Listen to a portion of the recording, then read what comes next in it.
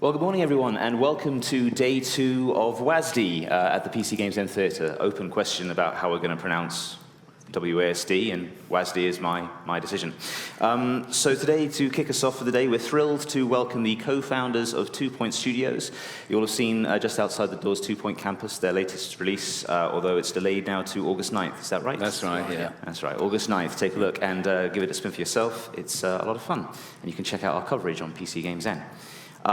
So we'll start with some introductions. Between the three of these gentlemen, they have a ton of experience in the industry at some of the UK's most influential studios dating back to the mid-90s. So we're thrilled to get a chance to chat to them, to go over their careers, and to lead us right up to the foundation of 2 Point Studios. So from my left. I'm Mark Webley. I'm one of the co-founders of 2 Point. I'm the studio director, and we're quite a small studio, and I'm sort of very much involved with game design. I'm Ben Hymers. I'm much less experienced than these guys, but yeah, I've been going for 15 years, something like that. I'm a technical director. Ben's the smart one out of us. I'm the smart one. The brains. And this is Gary. I'm Gary Carr, and I am also one of the directors and founders, and I've been doing this stuff primarily with these two guys for the last, on and off for the last 30 years nearly, I think it is now. Yeah. So can you give us a very quick overview of your careers to date, you're taking in Bullfrog and Linehead and all the other wonderful places you guys have worked?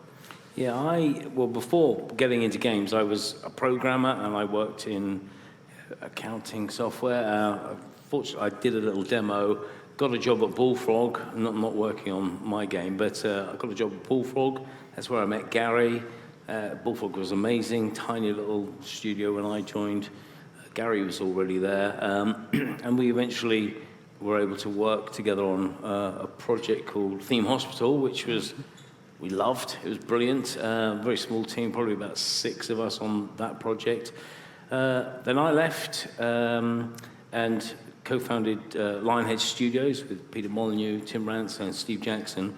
And, again, an amazing time there. I think I was there about 15 years. I left in 2013, and in 2016, Gary came to me and said, what about this idea for a studio to make these little people games? And I thought, yeah, maybe, I'm not sure anyone would be that interested. Introduced me to Ben, and that's kind of how 2 Point came about. So that's my story. Yeah, mine's shorter. I worked at Rare for a long time, worked on Connect Sports 1 and 2. A ton of unreleased prototype things. Went to Creative Assembly, so I've worked with Sega before. On Alien Isolation. Then went to Linehead on Gary's team, working on some prototype things that I shouldn't say about, but that's where we kind of got the idea to carry on making this kind of game. I played a hell of a lot of Theme Hospital back in the day when I was a kid, and yeah, I think it was from me that the desire to make like a spiritual successor came from. And then not long after that, we started the company together. And that's that. Cool. Despite my youthful looks, I actually started in the mid-80s. Palace Software, back in the 8-bit days. I co-designed, did the art and animation on a game called Barbarian. Worked there for 4 years, and then 89, I joined Bullfrog. Ben wasn't born at this time, I don't. Yeah, how old were you in 1985, Ben? 85, that was when I was born. Brilliant, thanks. Joined Bullfrog as the 6th member, working in an attic above a hi-fi shop. A few years after that, Mark joined us, and we, along with a lot of people, were really sort of into these little people games. So we made quite a few of those over the years. Left at the same time, roughly, as Mark, to become an MD at Muckyfoot Productions. When Mark was doing Black and White, I was doing Startopia, so we were kind of in competition at that time, and then I Barely. later conceded that Linehead were more successful than Muckyfoot, and then joined Linehead as one of the studio heads at the time, working with Mark on the movies. And then I went on to run an incubation team with Ben, which was kind of the inspiration to go back into the saddle and start a studio again with Mark. That's it. Fantastic. I think I heard a member of the audience perk up when you mentioned Barbarian, so I just want to be clear, you'll have plenty of time to ask some questions if that's what you'd like to do. And Only to if anyone they're very who's old that have perked up, I imagine. and to anyone who's watching on the Twitch stream as well, we'll get some questions from that too. So for the meat of the talk, I'd really, rather than sort of pick over the sort of the structure, I guess, of your careers, I'd love to get one really sort of transformative moment from each of you. Like, was there a point in all of this wonderful experience where you realized a sort of fundamental or universal truth, I guess, about the games industry, about making games, about the nature of collaboration, anything significant that you'd like to sort of really share with the audience today? Yeah, it's difficult to kind of think of one sort of key moment where you sort of you change your opinion about things. But I think, I think over the years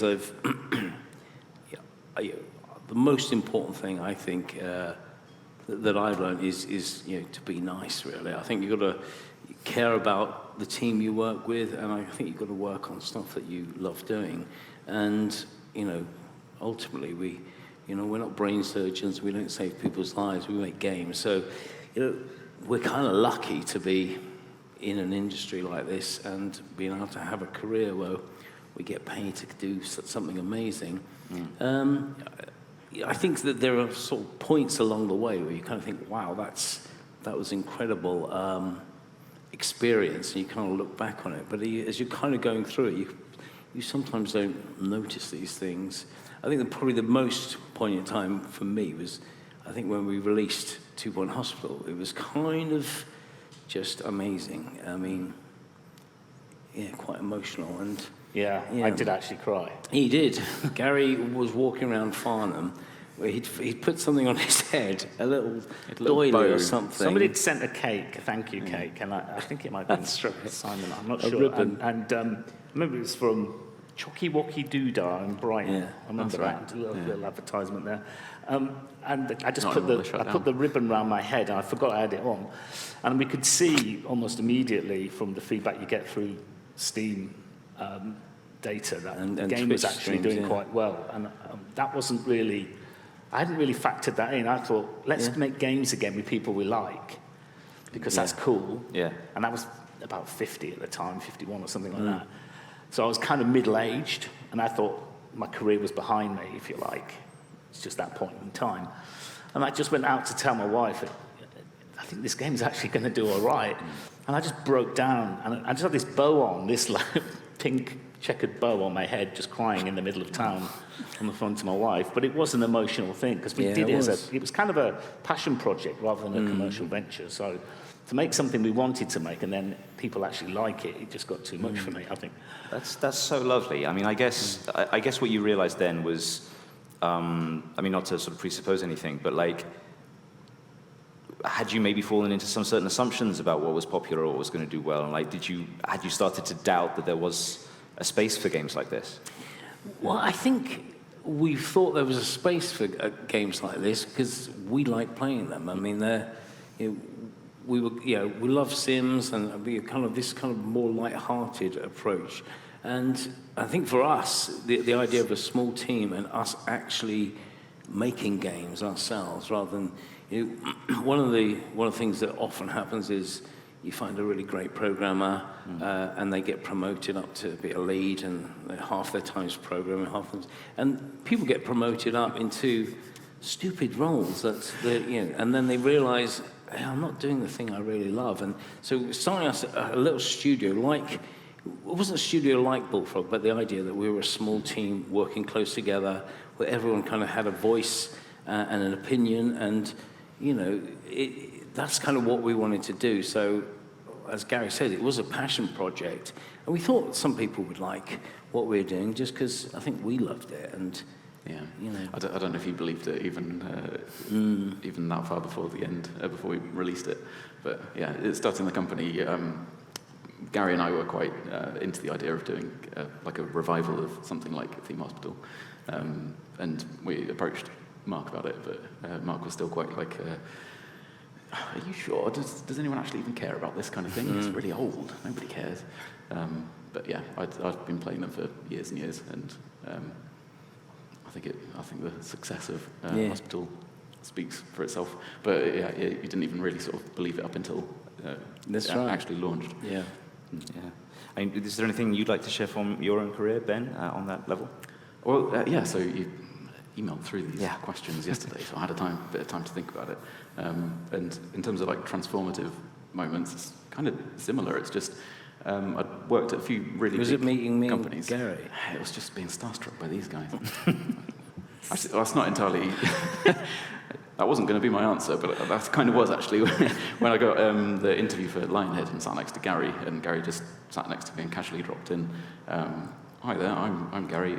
I made Theme Hospital." And I always say I never said that. To me, it sounds so like that. Definitely did. Did I? God, Yeah. that sounds really rubbish. Yeah, so I was a bit starstruck. So, all right, that's bonus answer. That's not what I was going to say. It's just working at large companies. The realization that just large companies aren't for me and probably aren't for any of us. There's definitely a place for very big companies. You wouldn't end up with like a lot of the big AAA games that we have now that lots of people love to play.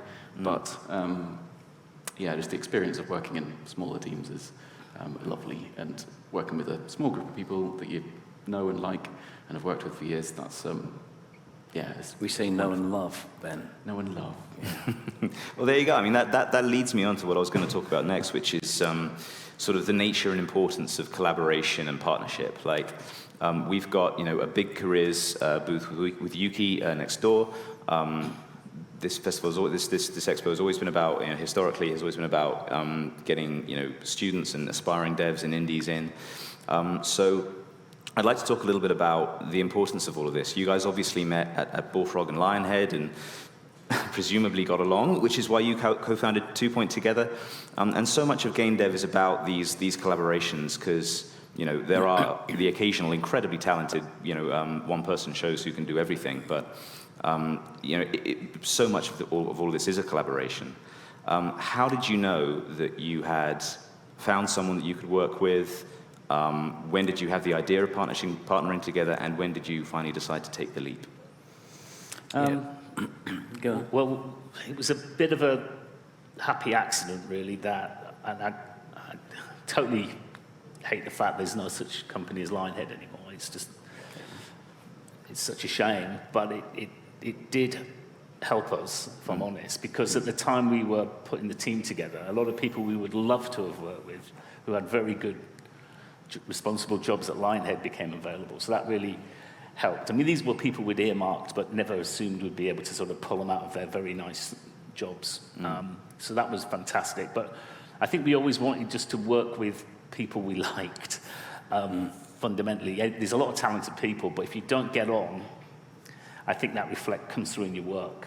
So working with a bunch of friends, and we were lucky, it was a blend of new people and ex-people we'd spent a lot of time, gone through a lot of trials and tribulations with on previous projects. So we've got some guys back at Linehead we've worked with for over 20 years as well.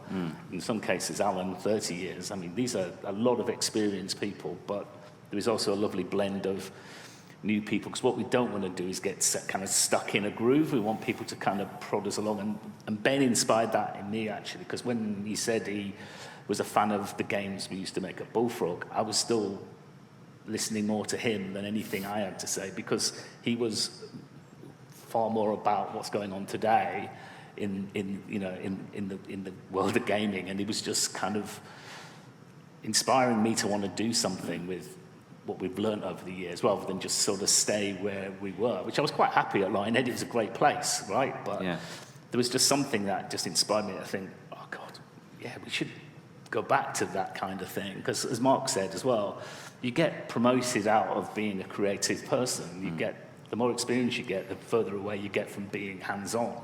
So all these talented people were just ended up being managers of other people because games have bigger and bigger teams. So the ethos for 2 Point was to go, right, we're not going to have a big team so that everybody can be a developer again. And I think that was the best decision we ever made, really, because it would have been easy to scale up the studio, get some investment, become 50 people in overnight, and then suddenly you're just a manager again, and you're not actually putting your skills forward. Yeah. I'm a rubbish manager anyway, so I'm a much better game developer, I think. Yeah, I think the timing of everything just kind of seemed so lucky. Lucky. I mean, there's a lot of people, luck anyway, yeah. As Gary said, we earmarked, and I don't know if we could have said, would you leave your, decent job at Linehead and come and work for this startup and take a pay cut? And, that would have been a hard sell. And I think it just kind of gave us the opportunity to pick that initial 6-7 people that were absolutely incredible. People, top of our shopping list, really. Yeah. So it was easy because we kind of knew these people. We knew we liked them. We knew they knew what they were doing, and so we didn't have to have like lots of strong direction. Like, this is how you do this. We had people that just kind of would tell us, this is how we're going to do the art. This is how we'll build the animation systems, and so it was good to have no egos. It was good to have everybody there that joined us in those early days had equal experience. So why would we manage them? Why would we tell them our ideas are the right ideas? So it felt really collaborative. And it also just gave us time that we didn't have to, I suppose, go through a process of, deciding what everyone's going to do. We all decided it together. It just speeded things up a little bit. And we just talked across a room. Games used to be like that. There wasn't huge amounts of documentation and lots of meetings. You just do it, shout across a room at each other. And it allowed us to be as quick as other startups. So we were quite lean. We did the whole game from beginning to end in just less than 2 years, which was unheard of back in Linehead days. It would take about double that to just get anywhere near a finished game. I do have that sense that that's what it was like in the 90s, and having played games since then, there is sort of a sense of not professionalism that sort of does a disservice to the 90s, but like there's lots of conventions, I guess, that comes in and ways of doing things, and I think you can sense some of that, and you can sense the difference when playing 2 Point. Is there any disquiet about the deliberate limits, I guess, that you put on your studio size and scale? Because do you ever wish that you could do more, take on more projects? I know you have big ambitions for 2 Point County ultimately. Sometimes. I think there's probably like the assumption that we'd grow. Because like Gary was saying, it would be easy to just say, we've had a bit of a success, let's just hire loads, make a bunch of teams, make a bunch of games, go into all sorts of different areas. But we're trying hard not to, because we don't want to lose the small studio thing. And Campus is being done with, we're at like just over 40 now people. So it's still not a big studio by any means. But I think it's been hard to not grow. I think certainly 2 Point Hospital we made with a small team. I think by the time we shipped, we were 15, something like that. Yeah, in the teens. For the most part, we were kind of less than 10 as we were building it, and what we made was something for the PC, and we eventually came on to consoles. Was it a year later? 18 months. We shipped 18 months after release. So that was hard work, because we were doing things as easily, not as easily, but as we were trying to be lean. We weren't necessarily thinking this will go onto console. We just didn't do it very well, did we? No, we think okay. So with Campus, I think we kind of kicked off and said we want to do this on, PC, Switch, PlayStation, and Xbox. So from day one, I think you kind of need a bigger technical team to kind of think about that, and how you think about the controller, mouse and keyboard from day one. So your team is bigger because we're doing more, and there's over the 2 years of hospital, we've done a lot of updates, quality of life, more features that people have asked for, and things that we felt we should put in. So all those things are in Campus, of course. But we started again pretty much on the code base, because Yeah, it's rewritten from scratch because it needs to be, because Hospital was done kind of with a time constraint. We knew we wanted to release something at a certain point, so we just took all the shortcuts that we could to get something out. But for Campus, we wanted to make sure that the quality was there from day one. It was there on all the consoles day one. Awesome. And the like fidelity of the characters and environments and animations and everything is all like another step up from Hospital. So for that, we've had to hire a little bit, but Yeah. Cool. So there's us promoting Campus there. We didn't do that. I also don't think we should be in a rush to grow up. I mean, our stable buddies at Sega, we've got CA, Sports Interactive, Relic, Amplitude. Yeah. The nearest to us in age is Amplitude. I think they're over 10 years old. Relic, I think, are around 30. CA are over 30. I think Sports Interactive are 25 years old. So let us, enjoy our childhood and stay small and get to find out what our identity is and grow sensibly. Because you can blow companies up too quickly. And there's just not the substance and there's not the infrastructure there. So we're a young company. We're not young, but we're a young company. And I think, keeping small will just help put a good, foundation in for the future. That makes a lot of sense. I mean, it's clear that it's very intentional. I'd like to ask, I guess, a little bit about the, I suppose, the alternative models. Without asking you to, name any names, unless you would like to, what experience have you guys had of a sort of slightly more top-down studio structure? We hear about autorism. There's been some troubling reports in the press about people who run their studios in a very dictatorial way. And sort of a single visionary. And I just wanted to ask, I guess, is there anything at all to be said for that? Perhaps it's necessary when a studio gets too big, or what do you think about the relative merits of that model? Well, you look at games like Assassin's Creed, which I love, and it's amazing. I just don't understand how a studio could ever make something so massive. And so how they do that, I have no idea. So I think my experience, certainly at Bullfrog, at the point we left, there was about 5 or 6 different teams doing different projects.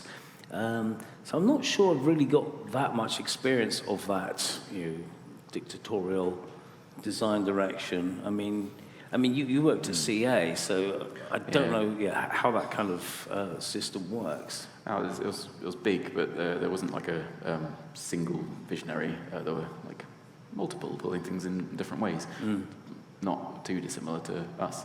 So I've got no direct experience of that kind of thing, but it seems like it would work better in much larger studios where it's hard to have a shared vision across the team. Where things could kind of, if everyone's got a slightly different idea of what the game is and everyone's got a slightly different idea of the quality and what you're aiming for, then I imagine game quality would suffer more. So there's probably more room for that kind of visionary in a larger studio. It's inevitable to some point. If you've got 5,000 people working on a project, someone's got to start making some clear decisions. And even at Linehead, which punched above its weight, because it was a AAA studio, but rather than thousands of people working on games, it was a few hundred people. So it was always difficult to sort of keep that quality bar when you've only got a few hundred people. But even on the teams I managed, I felt there was a point in the project where you had to be more dictatorial because you just had, so many man hours going into a project that you couldn't be too liberal about what gets done and what doesn't get done. And towards the end, I was quite, no, we're doing this, not this. I think that's true even for us. I think there's a lot of opinions and lots of people putting ideas in, and that's really fertile ground. But ultimately, on the design side, somebody has to go, well, we're going to go with this. And so Ben Huskins, our design director, is that call. And whilst he reports into me, he's the guy that we turn to. And so on the visual side of things, well, we're design led, and that's something we've always believed in. That design should drive things, and if it comes down to it, that's what I will concede to Mark. I may not always agree with Mark, but ultimately I believe in us being a design-led studio. So Mark wears that hat a little more than I wear that hat. So, if we go toe-to-toe on something, I will concede to Mark. And in the same way when I was director on a project... Or more so to Ben Huskins, from your side of it all, that's all. I love the idea of Ben Huskins. And I think that's the way we... On the technical, we have no idea what the technical guys do. They just, Ben, he has to do all the dirty work, really. Not the fun arguments we have over whether it should be blue or green or anything like that. But there is up until a point, definitely a democracy. But as someone said in Sports Interactive, it might have been Miles, he said, we're a democracy, and then towards the end, we're a dictatorship. And I think I can get what he's saying there. There is a point where someone's got to make a call, because you've got to land the game, right? It's got to come out, and someone's got to be the bad person that has to make the difficult decisions. But I think even probably in the biggest teams, you've got to have collaboration, because there's not surely ever going to be some person that, well, unless it's say one guy or two or three guys just do it, but somebody that can be the best at animation, be the best at art, be the best at UI, be the best at design, be the best at programming. So there has to be collaboration, surely, even in the hardest teams to work in. Yeah, I think that probably is a universal across lots of creative endeavors. I remember reading an interview with Brian May of Queen, who said that when they were collaborating with Bowie on Under Pressure, there were these endless arguments until Bowie was eventually the one who just said, no, we're going to do this. And it's what you need to get it over the line, I guess, in certain circumstances. I want to bring it back. Yeah, we're like Queen and David Bowie. That's what we're like. Yes, there you go. There's the comparison. I want to bring it back to 2 Point Studios then. We've touched on this already a little bit, but is there anything else you'd like to add about how you applied all these lessons that we've just been talking about to the sort of culture of your new studio and your approach to making games? I think from day one, but kind of before we had got anyone, we kind of had an idea that we wanted to be fair. I mean, all that original team were shareholders, and I think that was important, especially because they were taking pay cuts to come and work with us. We may have done all right, we may not have. So it's kind of a big leap of faith from them to come and join us, really, because after Linehead went down, they could go anywhere. Those guys pretty much had job offers within a few days. Yeah. So coming to join us was pretty good. So I think that kind of fairness has been really important, and not the fact that we're the founders, we'll get the most, and big bonuses are ours. I think we've been really trying to share that across the team, because we're nothing without those brilliant people. So that was one of the things I think we kind of... And just letting people get back to sort of...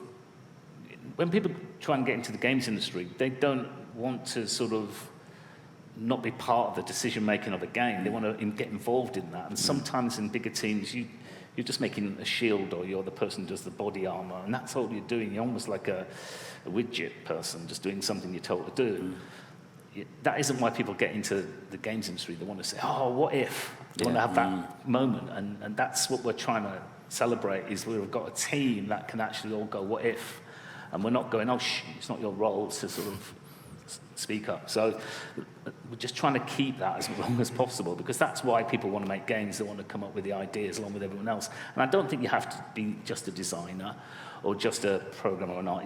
Everyone can be, that's their primary job, and their secondary job should be to contribute to the ideas. And I think everyone chips in, and at some point I can think of nearly everybody on the team that said something that's gone into the game, and it's their piece. In fact, Bullfrog, if you look at old Bullfrog games, it used to say designed by Bullfrog. It didn't say designed by Mark Webley or Peter Molyneux or Gary Carr. It just said Bullfrog, because it was everybody's game, and I think everyone wore that badge of honor, really. So I think that's something we've tried to go back to, I think, with 2 Point. That's lovely, yeah. And that sort of leads me neatly into a near final question. I asked you guys for one piece of specific actionable advice that you might give to students and devs in the audience, the most valuable pearls of wisdom. Anything you'd like to share? Go on, Ben. I'd say learn a little bit about business stuff. For anyone thinking of starting a company or going it alone. You don't need to go and do a business degree or anything like that, but just knowing a little bit about lots of things to do with business, look at gamesindustry.biz and read about recent company acquisitions and things like that. Know what profit means and the kind of costs that a company might be expected to pay, taxes, all that kind of boring stuff. Just knowing a little bit about this will help you a lot, because at some point, unless you're doing it purely as a art project where you don't mind about losing money, at some point you're going to talk to other companies, you're going to talk to publishers, and knowing what you're talking about whilst you're in the room with them is going to help you in negotiations and making sure you don't get screwed. Yeah. Such a grown-up answer. That was like my parents. Really boring answer. Practical answer. Just never give up. If you're passionate about it, at some point you'll just punch your way through into the industry. Be passionate. Just keep trying. It might take 5, 6, 7, 8, 100 goes, but you just got to keep. If it's what you want to be, you'll become it. Don't be frightened to take on anything you're offered, whether it's some of the people that have got some of the most outstanding roles in the industry. I know where they started just testing games and just doing it for nothing. In fact, quite a lot of our team. I mean, our QA executive end up producer becoming is head of starting studios. QA. I mean, there's so many that I can think of. So that's a great way in if you're not naturally talented at art, or you're not that creative, or you don't think you're that creative. You may learn to become creative by getting into the industry. So just be prepared to do anything to get in there, and just stay passionate. Yeah, I think if you're trying to get in as a programmer or designer, I think it's more impressive when we kind of look at applicants if they've actually done some demos and they've done some. It doesn't have to be a full game. I mean, it just has to be some ideas or some mechanics you've sort of built in Unity or Unreal. I mean, it's just the fact that you've done something is cool. It's just, rather than just say I want to be in games, but I've never done anything. You can do things. You can find other people that are interested. Some people that may be more into art, and if there isn't, I think there's libraries of art and animation you can kind of use to kind of just get your idea across, because I think that shows that passion. I think that's important. I think if you form a studio, we were sort of saying earlier, I think, if you can hold on to your IP, that's not always easy, but if you can hold on to your IP, that's really the most valuable thing. And I think, I don't know how easy that is. I mean, I know some publishers, if they're going to fund you, they'll want, your IP.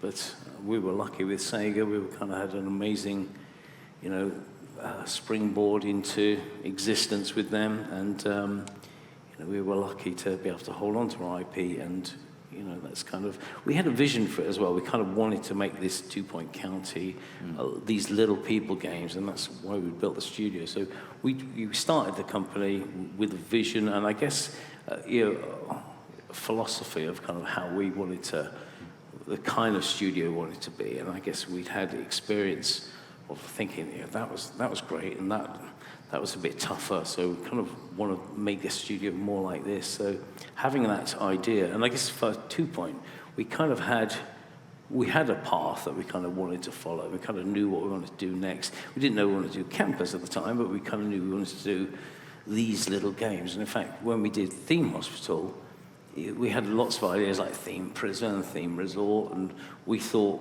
maybe we'll do that next.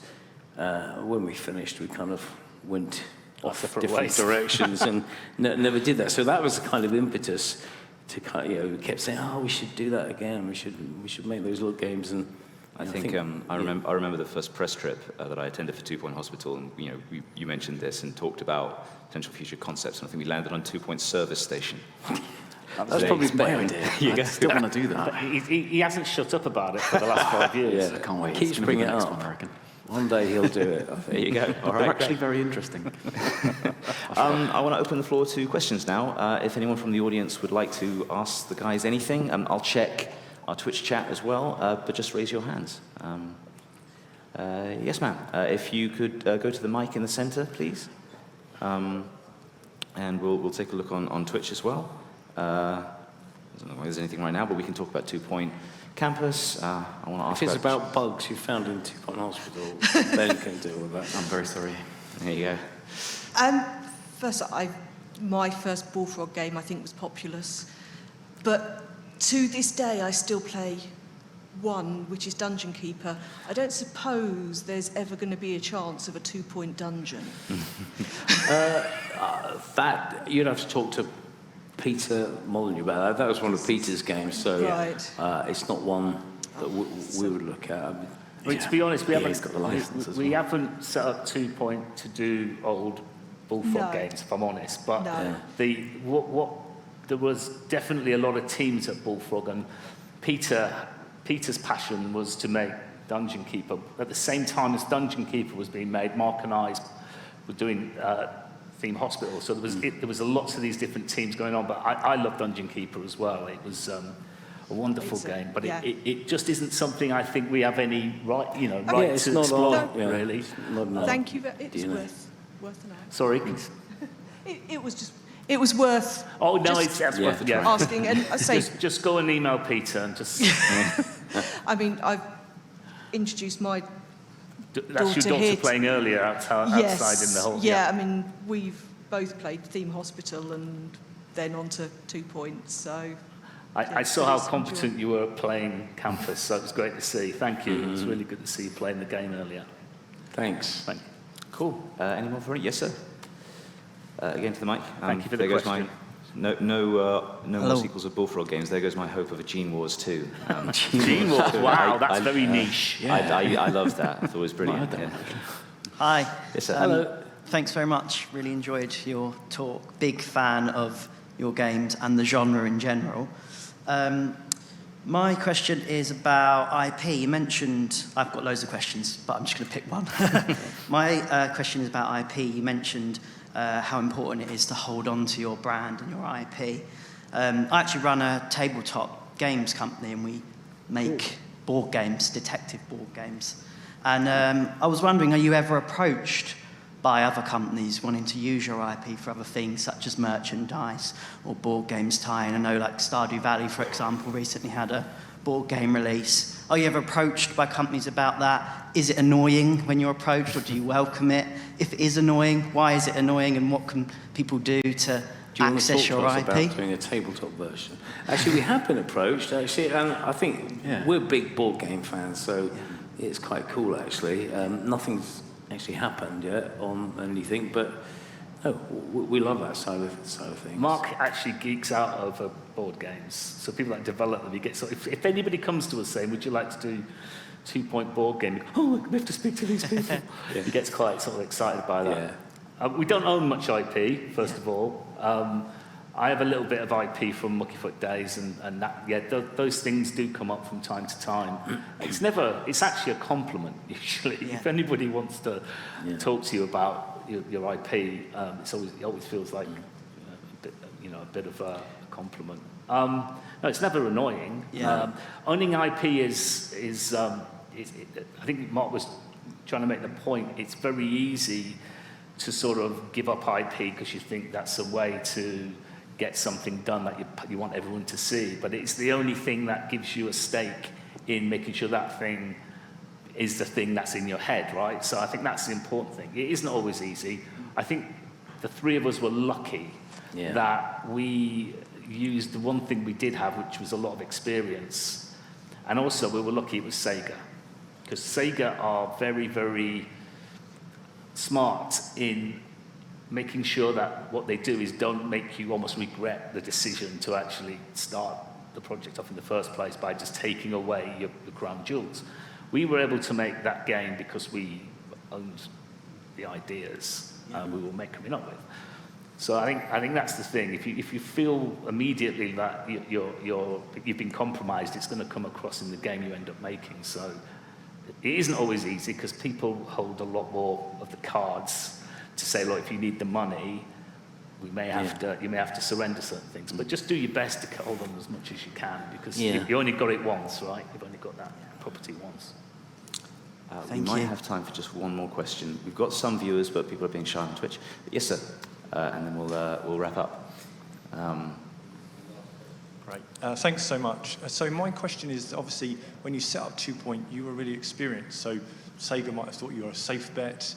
But obviously, the studio, you've talked about the passion. I know lots of students that I work with want to do similar things, have small studios.